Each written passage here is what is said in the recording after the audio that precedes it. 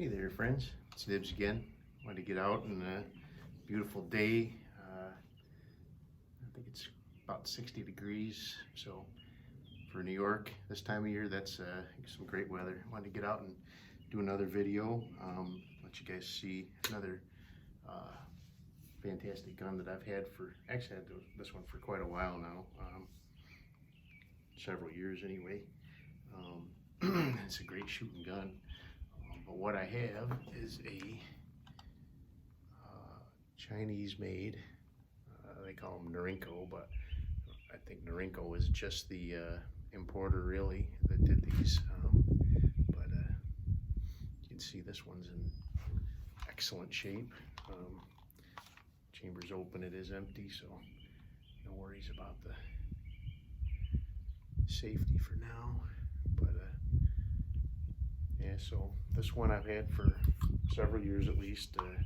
Picked it up in a package deal. I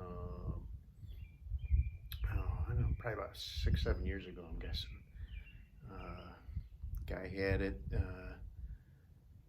listed back when Facebook you were allowed to still list things for sale, or message me or whatever you want to call it. But he had this listed for $500, but it came with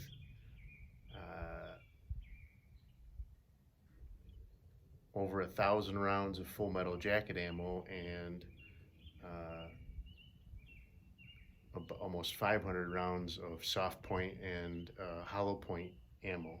So even in prices at that time, I got the gun for like 150 bucks. If I were to buy all that ammo from the store, it would have cost me, $350, $375 to, even if I bought it by a case bulk, would have cost me that much to buy that. So I got this really cheap anyway, so I'm very happy with that deal.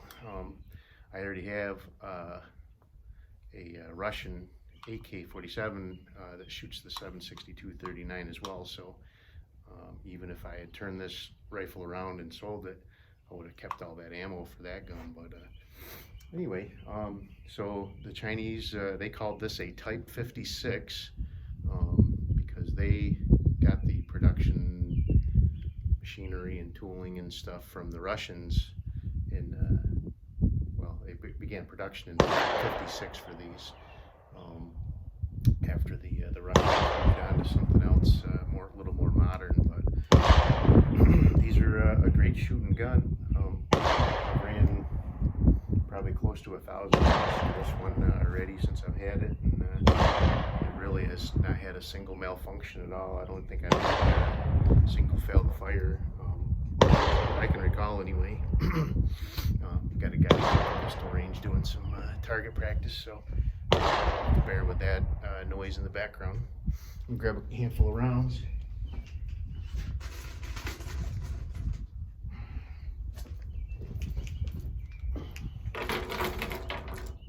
So anyway, I'm just, the only thing I have for these is that, well, I mean, this is the Tula that I got from that fella. I'm still shooting that and working off of that, but it's a Tula steel case, full metal jacket rounds. I have a lot of it stored up. I have this SKS that shoots it. I have the AK-47 that shoots it, and then I also have a AK-47, a Sega AK-47 that is chambered for 5.56 or 223 Remington. And so I have a bunch of this Tula, of the 223 Tula stockpiled as well for that, and that's a great shooter too. Of course, the wind's coming back up again. It's always, seems like it gets windy as soon as I want to do a video out here.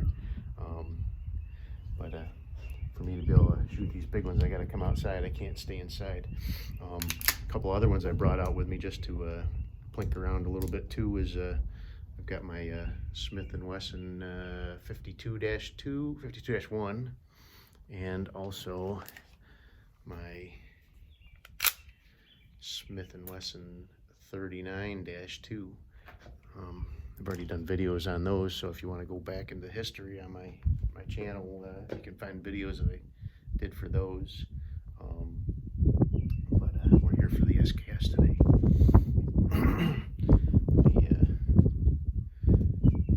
So I'm going to be shooting out. I got a plate at 100 yards, but the sun is right in my eyes, so I can barely see it even when I'm shading my eyes, so it's going to be tough. But I'm going to shoot a couple rounds and just let you see how it goes. I do have stripper clips for it. I forgot to bring them out with me, so I've got to load them one at a time. No big deal. 3, 4, 5, 6, 7,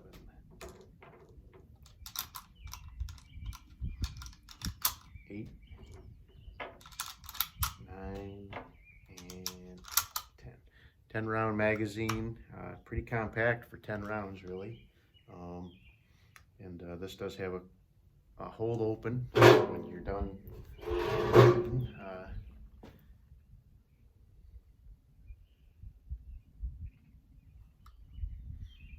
You know, I'm going to move the camera. I'm going to stop the video and move the camera so there's actually a shadow here. I can stand in that shadow and I'll be able to see that target better. So I'll start it right back up in a minute. Alright guys, I moved the camera a little bit so I can stand here right against this pole and just be shadowed just enough that I'm not sun blaring right in my eyes. Chamber around and see if I can hit this.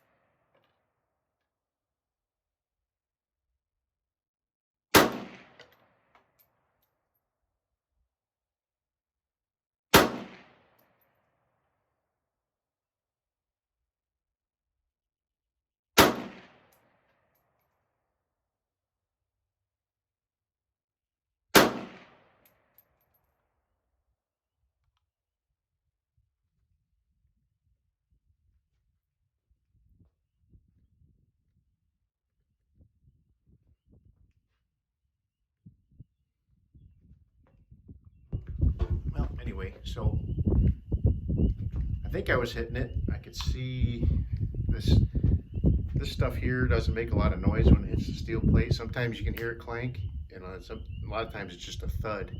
And I think it's when I'm hitting it up towards the top, it just does a thud. But I could see the smoke from the bullet disintegrating. I got an AR 500 plate, so I could see the smoke from it, but it didn't give me the thud. I couldn't hear it with my ears in anyway. But anyway, so that's I just want to get this video of this one done because it's a pretty cool gun. There's so much history that the SKS had. So many different countries, Yugoslavia and Romania and Soviet Union, the Chinese, I believe Korea and Vietnam all had these in their arsenal at some point in time. So anyway, hope you enjoyed this video. It's fun to get out and do these videos for you guys. If you like it, give me a thumbs up. That helps out a lot. Also subscribe to my channel and you'll get notified when I do add new videos in. And down below in the description you'll see a link for my Patreon page. Give that a thought.